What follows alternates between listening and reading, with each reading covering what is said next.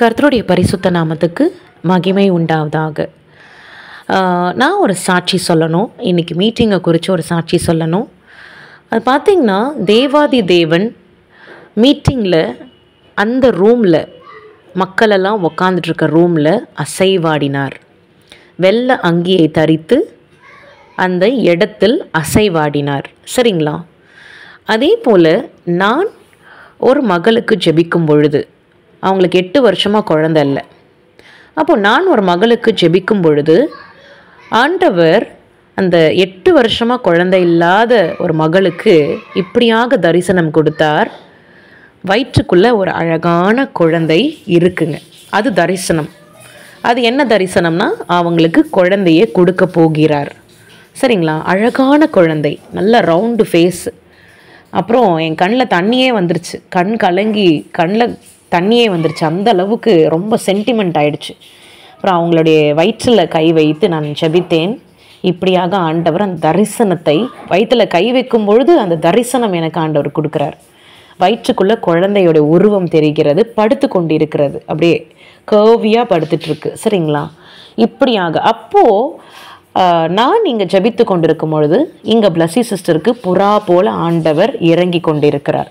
ஒரு வெள்ளை புறா அப்படியே இறங்கி கொண்டிருக்கு, டவ். இப்படியாக அவங்க சொன்னாங்க. நான் எனக்கு ரொம்ப மிக பிடித்த ஒரு காரியம். அப்புறம் அதே போல் டங்ஸில் பேசினாங்க. ஒரு சிஸ்டர்லாம் பார்த்திங்கன்னா நல்ல டங்ஸ்லேயே ஃப்ரண்ட் வரைக்கும் வந்துட்டாங்க அபிஷேகத்தில். அதுக்கப்புறம் பார்த்திங்கன்னா பிரதர் எலேஜா அவர் நிரப்பப்பட்டார், டங்ஸ் பேசினார். சிஸ்டர்ஸ் டங்ஸ் பேசினாங்க. இப்படியாக ஆண்டவர் நல்ல வல்லமையாக ஒரு நல்ல ஒரு சூழலை உண்டு பண்ணினார்.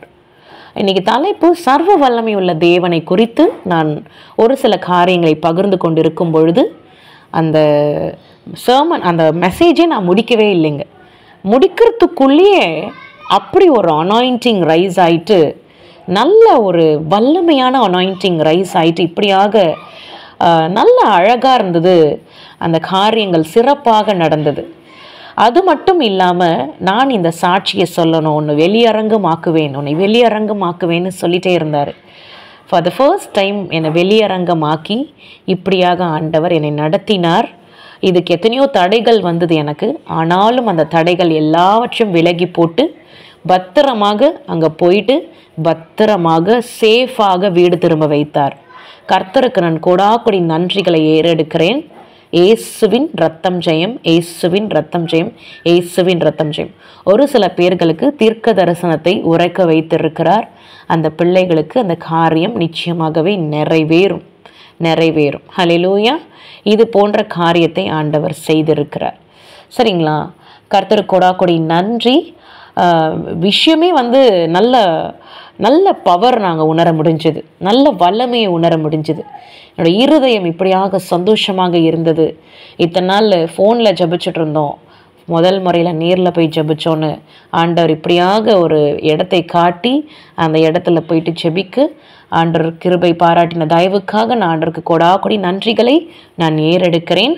கர்த்தர் இம்மட்டுமாய் என்னை பாதுகாத்து என்னை பயன்படுத்தி வர கிருபைக்காக நான் ஆண்டவருக்கு நன்றிகளை ஏறெடுக்கிறேன். அதே போல் இன்னொரு ப்ரெக்னென்ட் சிஸ்டர் வந்திருந்தாங்க. அவங்க வயிற்றுலையும் நான் கை வைத்து ஜெபம் பண்ணேன். சரிங்களா? அவங்களுக்கும் ஒரு சில வார்த்தைகளை ஆண்டவர் கொடுத்துருக்கிறார். இப்படியாக ஆண்டவர் எல்லாருக்கும் வார்த்தைகளை கொடுத்து பக்திக்குரிய காரியத்தை, பக்தி விருத்திக்குரிய காரியத்தை ஆண்டவர் செய்திருக்கிறார். கர்த்தர் கொடாக்கொடி நன்றி. கர்த்தர் நல்லவராக இருக்கிறார். சரிங்களா?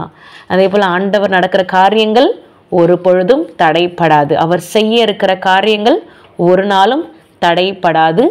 யோபு 42ஆம் அதிகாரம் 2ஆம் வசனத்தில் இருக்கிற காரியங்கள், தேவரீர் அவர் வல்லவராய் இருக்கிறார். அவர் செய்ய நினைத்த காரியம் ஒரு நாளும் தடைப்படாது. இப்படியாக வேத வசனம் நமக்கு சொல்லுகிறது. அந்த வசனத்தின்படி ஆண்டவர் உங்களையும் என்னையும் நடத்தி கொண்டிருக்கிறார், உங்களையும் நடத்துவார்.